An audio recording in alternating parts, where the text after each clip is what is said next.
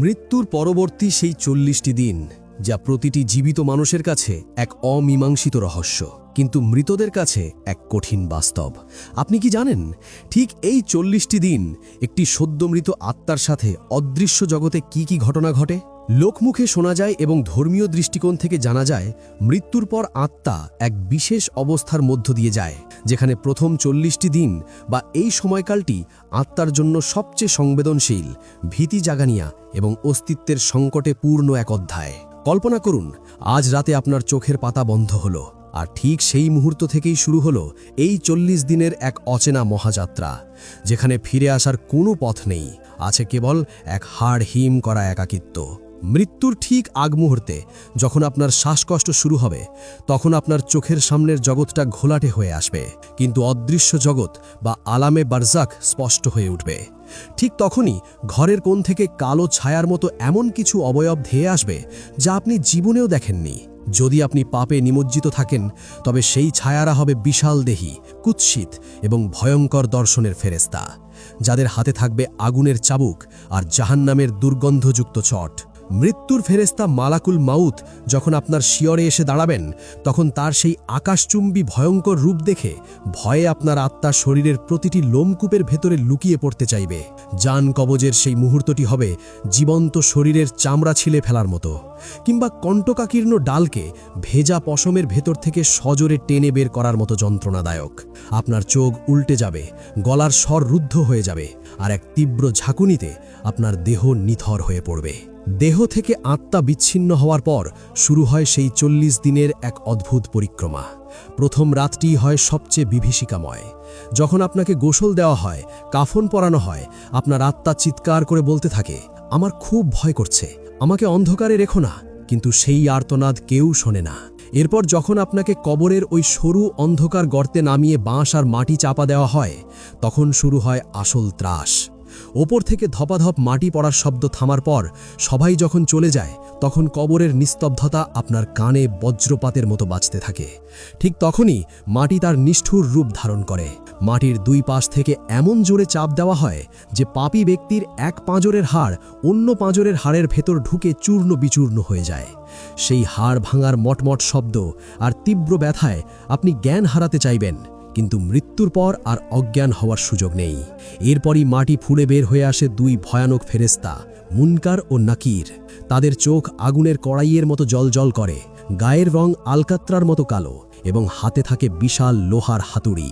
তারা যখন হুঙ্কার দিয়ে প্রশ্ন করে, তোর রব কে, পাপী আত্মা ভয়ে তোতলনি করে বলে, আমি জানি না।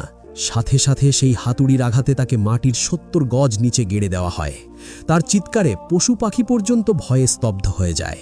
এই প্রথম ধাক্কা সামলানোর পর শুরু হয় বারজাখের সেই দীর্ঘ প্রহর বা ৪০ দিনের পর্যবেক্ষণ। এই সময়টিতে আত্মা এক অদ্ভুত দোলাচলের মধ্যে থাকে। আত্মা তার পচে যাওয়া শরীর আর ফেলে আসা পরিবারের দিকে তাকিয়ে থাকে। প্রথম কয়েকদিন আত্মা দেখতে পায় তার আত্মীয় স্বজনরা কাঁদছে, কিন্তু যতই দিন যেতে থাকে, অর্থাৎ ১০ দিন, ২০ দিন বা ৩০ দিন পার হতে থাকে, আত্মা দেখতে পায় মানুষ তাকে ভুলে স্বাভাবিক জীবনে ফিরে যাচ্ছে। এই ৪০ দিনের মধ্যে আত্মা তীব্রভাবে অনুভব করে যে দুনিয়ার মোহমায়া কতই না তুচ্ছ ছিল। সে দেখে তার অর্জিত সম্পদ নিয়ে ওয়ারিশরা ঝগড়া করছে, অথচ কবরের আযাব সে একাই ভোগ করছে।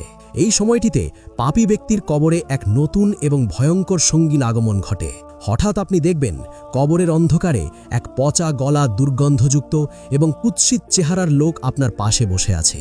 আপনি ভয়ে কুঁকড়ে গিয়ে জিজ্ঞাসা করবেন, কে তুমি? তোমাকে দেখলেই আমার দম বন্ধ হয়ে আসছে। সে বিকট হেসে দিয়ে বলবে, আমি তোমার পাপ, আমি তোমার সেই মিথ্যা কথা, নামাজ না পড়া, সুদ খাওয়া আর মানুষের ওপর করা অত্যাচার। দুনিয়ায় তুমি আমাকেই লালন পালন করেছ, আজ থেকে কেয়ামত পর্যন্ত আমিই তোমার সঙ্গী। তার গা থেকে আসা দুর্গন্ধে আপনার মনে হবে এর চেয়ে আগুনের শাস্তিও হয়তো ভালো ছিল।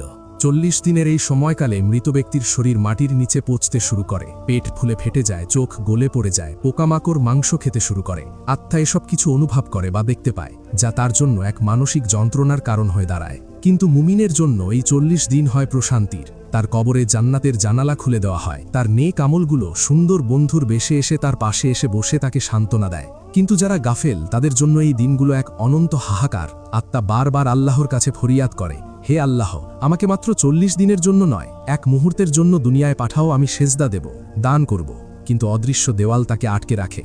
40তম দিন বা একটি নির্দিষ্ট সময় পার হওয়ার পর আত্মার অবস্থান অনেকটা স্থায়ী হয়ে যায়। পাপী আত্মাকে সিজ্জিন নামক কয়েদখানায় তালিকাভুক্ত করা হয় এবং তার কবরের সাথে জাহান্নামের একটি সুড়ঙ্গ তৈরি করে দেওয়া হয়। সেখান থেকে বিষাক্ত সাপ, বিচ্ছুর হিস হিস শব্দ আর আগুনের লু হাওয়া কবরে প্রবেশ করতে থাকে। আত্মা তখন বুঝতে পারে তার চূড়ান্ত গন্তব্য জাহান্নাম। জীবিতরা হয়তো 40 দিন পর কুলখানি বা দোয়া মাহফিলের আয়োজন করে, কিন্তু মৃত ব্যক্তি ততক্ষণে তার কর্মফল ভোগ করা শুরু করে দিয়েছে। এই 40 দিনের অদৃশ্য যাত্রা আমাদের এটাই শিক্ষা দেয় যে মৃত্যুর পর কেউ আপনার সঙ্গী হবে না, না আপনার প্রিয়তমা স্ত্রী, না আপনার আদরের সন্তান। অন্ধকার কবরের সেই ভয়ানক একাকিত্বে যখন মাটির চাপ আর ফেরেশতাদের হুঙ্কার আপনাকে ঘিরে ধরবে, তখন কেবল আপনার ঈমান আর ভালো কাজই ঢাল হয়ে দাঁড়াতে পারবে। তাই আজ আপনার হৃৎস্পন্দন আছে বলেই এই ভয়ঙ্কর সত্যটা অনুভব করতে পারছেন। কিন্তু কে জানে, হয়তো আপনার জীবনের সেই 40 দিনের গণনা শুরু হওয়ার আর খুব বেশি দেরি নেই। সেই দিন আসার আগেই প্রস্তুত হন, কারণ মৃত্যু কোনো বিরতি দেয় না, আর কবর কাউকে ক্ষমা করে না। 40 দিনের সেই প্রাথমিক ধাক্কা আর আতঙ্কের রেশ কাটতে না কাটতেই আত্মা বুঝতে পারে এটি কোনো সাময়িক কারাবাস নয়, বরং এক অনন্ত অপেক্ষার শুরু। পৃথিবীর দিন রাতের হিসাব এখানে অচল। কবরের সেই 4 হাত মাটির ঘরটিই এখন আপনার মহাবিশ্ব। 40 দিন পার হওয়ার পর আত্মা যখন তার নতুন সঙ্গী অর্থাৎ নেক আমল বা পাপের সাথে মানিয়ে নেয়, তখন শুরু হয় আলমে বারজাখের আসল রূপ। পাপী ব্যক্তির জন্য কবরটি তখন এক জীবন্ত নরকে পরিণত হয়। কল্পনা করুন, আপনি শুয়ে আছেন আর আপনার কবরের দেওয়াল চুইয়ে চুইয়ে বিষাক্ত পুঁজ আর রক্ত পড়ছে। হঠাৎ আপনি অনুভব করবেন আপনার পায়ের নিচ থেকে মাটি সরে যাচ্ছে এবং সেখানে সৃষ্টি হচ্ছে এক গভীর গর্ত, যা সরাসরি জাহান্নামের সাথে যুক্ত। সেখান থেকে ধেয়ে আসছে আগুনের লেলিহান শিখা, কিন্তু আগুনের চেয়েও ভয়ঙ্কর হল সেখানকার সাপ ও বিচ্ছুর উপস্থিতি। হাদিসে বর্ণিত সুজাউল আকরা বা টেকো সাপ, যার চোখের ওপর শয়তানি বাতি জ্বলে, সে আপনাকে পেঁচিয়ে ধরবে। সাপটি যখন ছোবল মারবে, তার বিষের তীব্রতায় আপনার মাংস গলে হাড় থেকে খসে পড়বে। আপনি যন্ত্রণায় চিৎকার করবেন, কিন্তু সেই সাপ কথা বলবে, আমি তোমার জাকাত না দেওয়া সম্পদ, আমি তোমার কৃপণতা। সুদখোর ব্যক্তি দেখবে সে রক্তে ভরা এক নদীতে সাঁতার কাটার চেষ্টা করছে, আর পাড়ে দাঁড়িয়ে ফেরেশতারা তার মুখে পাথর ছুঁড়ে মারছে। গীবতকারী বা চগলখোররা দেখবে তারা নিজেদের নখ দিয়ে নিজেদেরই মুখমণ্ডল খামচে ছিঁড়ে ফেলছে। এই শাস্তি কোনো একদিন বা এক বছরের জন্য নয়, চলতে থাকবে হাজার হাজার বছর ধরে, যতক্ষণ না সিংগায় ফুঁক দেওয়া হয়। প্রতিটি মুহূর্ত সেখানে মনে হবে এক একটি যুগের সমান। পাপী আত্মা তখন হাহাকার করে বলবে, হে রব, আমাকে একেবারে ধ্বংস করে দাও, কিন্তু এই শাস্তি আর দিও না। অন্যদিকে মুমিন বা নেককার বান্দার জন্য এই দীর্ঘ সময়টা কাটবে এক অদ্ভুত প্রশান্তিতে। 40 দিন পার হওয়ার পর তার কবরের পরিসর দৃষ্টিসীমা পর্যন্ত বাড়িয়ে দেওয়া হয়েছে। জান্নাতের রেশমি বিছানায় শুয়ে সে অনুভব করবে এক স্নিগ্ধ বাতাস। তার কাছে সময়টা মনে হবে জোহরের নামাজের পর আসর পর্যন্ত একটু ঘুমানোর মতো সংক্ষিপ্ত। সে তার নেক আমলরূপী সঙ্গীর সাথে গল্প করবে। মাঝে মধ্যে ফেরেশতারা তার কাছে আসবে এবং পৃথিবীর খবর শোনাবে। সে জানতে চাইবে, আমার সন্তান কি নামাজ পড়ে, আমার স্ত্রী কি ভালো আছে। ফেরেশতারা তাকে সুসংবাদ দেবে। মুমিনদের আত্মা তখন সবুজ পাখির রূপ ধরে জান্নাতের গাছে গাছে ঘুরে বেড়াবে, সেখানকার ফল খাবে এবং আরশের নিচে ঝুলন্ত প্রদীপে বিশ্রাম নেবে। তাদের জন্য এই অপেক্ষা হবে মধুর, যেমন একজন প্রবাসী দীর্ঘদিন পর তার প্রিয়তমর সাথে দেখা করার অপেক্ষায় থাকে। এভাবে কোটি কোটি বছর কেটে যেতে পারে। মাটির উপরে হয়তো বহু সভ্যতা ধ্বংস হয়ে যাবে, নতুন শহর গড়ে উঠবে, আবার সেগুলোও মাটির সাথে মিশে যাবে। কিন্তু মাটির নিচের বাসিন্দারা তাদের নিজস্ব জগতে ব্যস্ত থাকবে। তারপর আসবে সেই চূড়ান্ত লগ্ন, মহাকালের সেই অমোঘ দিন, যার ভয়ে ফেরেশতারাও তটস্থ থাকে। হঠাৎ করেই মহাবিশ্বের নিস্তব্ধতা ভেঙে ভেসে আসবে এক বিকট শব্দ। হজরত ইসরাফিল আলাইহিসসালাম আল্লাহর আদেশে সিংগায় প্রথম ফুঁ দেবেন। সেই শব্দ কোনো সাধারণ আওয়াজ নয়, এটি এমন এক কম্পন যা মহাকাশের নক্ষত্রগুলোকে খুশিয়ে দেবে, পাহাড়গুলোকে তুলোর মতো উড়িয়ে দেবে। আপনি যদি তখন কবরে থাকেন, অনুভব করবেন পৃথিবীটা যেন তার কক্ষপথ থেকে ছিটকে পড়েছে। সমুদ্রের পানি টকবক করে ফুটতে শুরু করবে এবং তাতে আগুন ধরে যাবে। আকাশটা ফেটে চৌচির হয়ে যাবে এবং গলিত তামা বা তেলের মতো গড়িয়ে পড়বে। যারা তখনও পৃথিবীতে জীবিত ছিল, এই আওয়াজের তীব্রতায় তাদের কলিজা ফেটে যাবে। স্তন্যপায়ী মা তার সন্তানকে ফেলে পালাবে, গর্ভবতী নারীর গর্ভপাত হয়ে যাবে। চোখের পলকে পৃথিবীর সমস্ত প্রাণ স্পন্দন থেমে যাবে।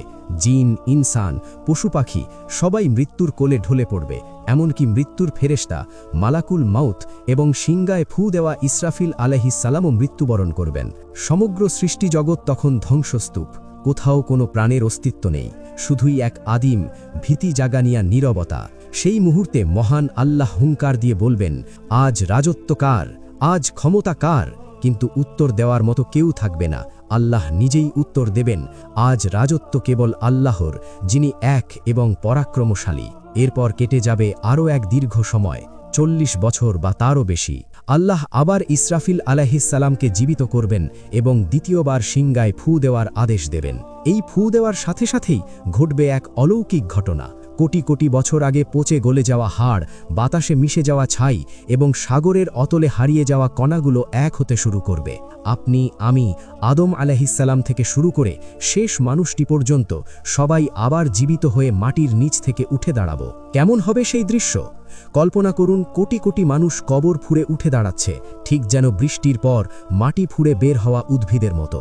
সবার শরীর হবে উলঙ্গ, পায়ে কোনো জুতো নেই, খাতনাবিহীন অবস্থায়। কেউ কারোর দিকে তাকানোর সাহস পাবে না।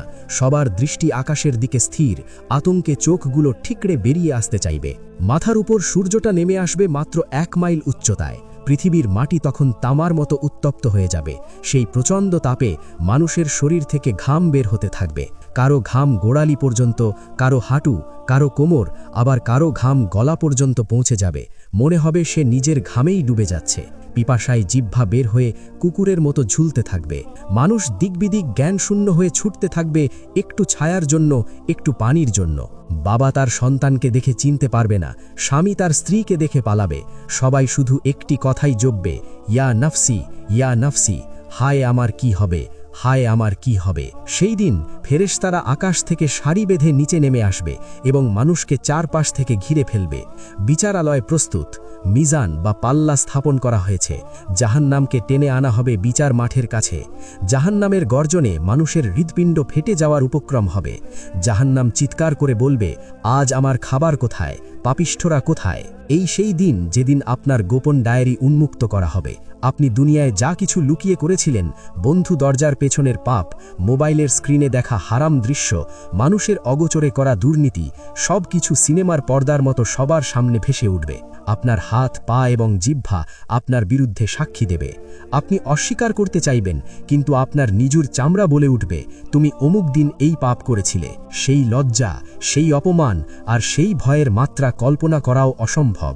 এটি সেই হাসরের মাঠ, যেখানে প্রতিটি সেকেন্ড মনে হবে এক একটি শতাব্দীর মতো দীর্ঘ। আর এই বিভীষিকার মাঝেই চূড়ান্ত ফয়সালার জন্য অপেক্ষা করতে হবে, হয় অনন্ত জান্নাত, না হয় অনন্ত জাহান্নাম।